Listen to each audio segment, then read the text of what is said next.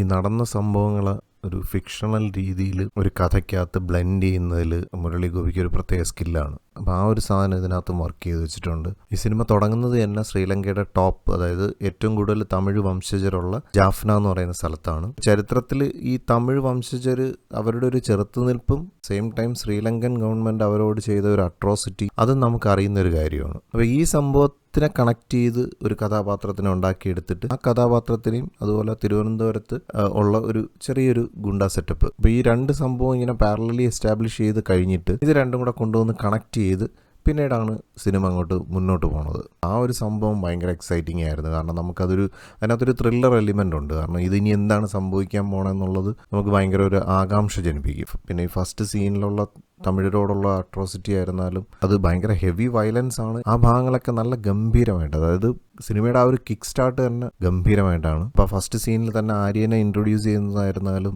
ആര്യയുടെ ആ ഒരു സ്ക്രീൻ പ്രസൻസും ആ സ്വാഗും ഒക്കെ ശരിക്കും ഒരു തമിഴ് മൂവി കാണുന്ന ഒരു ഫീൽ ഉണ്ടാക്കുന്നുണ്ട്. ഞാനിത് എടുത്തു പറയാൻ കാരണം അത്രയും നല്ല ഹൈ പ്രൊഡക്ഷൻ ക്വാളിറ്റിയും കൂടെ ഈ മൂവിക്ക് ഉള്ളതുകൊണ്ടാണ്. ഇതെല്ലാം ഒരു കാലഘട്ടം, കുറച്ച് ബാക്കിലോട്ടുള്ളൊരു കാലഘട്ടമാണ്. അപ്പോൾ ആ കാലഘട്ടം ത്രൂ ഔട്ട് മൂവിക്കകത്ത് ആ ഒരു കൊടുത്തിരിക്കുന്ന സിനിമയ്ക്ക് ഓവറോൾ സെറ്റ് ചെയ്തിരിക്കുന്ന ആ ഒരു കളർ ടോൺ ആയിരുന്നാലും ഓവറോൾ പ്രൊഡക്ഷൻ ഡിസൈൻ ആയിരുന്നാലും എല്ലാം നല്ല കൺവിൻസിങ് ആണ്. അപ്പോൾ അത് തന്നെ ഒരു ഗംഭീര പണിയാണ്. കാരണം ഇത്രയും വലിയൊരു ക്യാൻവാസ് പോലെ എടുത്തു വയ്ക്കുന്ന ഒരു സിനിമയ്ക്കകത്ത് എവിടെയെങ്കിലുമൊക്കെ ഒന്ന് പാളിക്കഴിഞ്ഞാൽ അതെല്ലാം സിനിമയുടെ ഒരു ടോട്ടാലിറ്റിയെ ബാധിക്കും.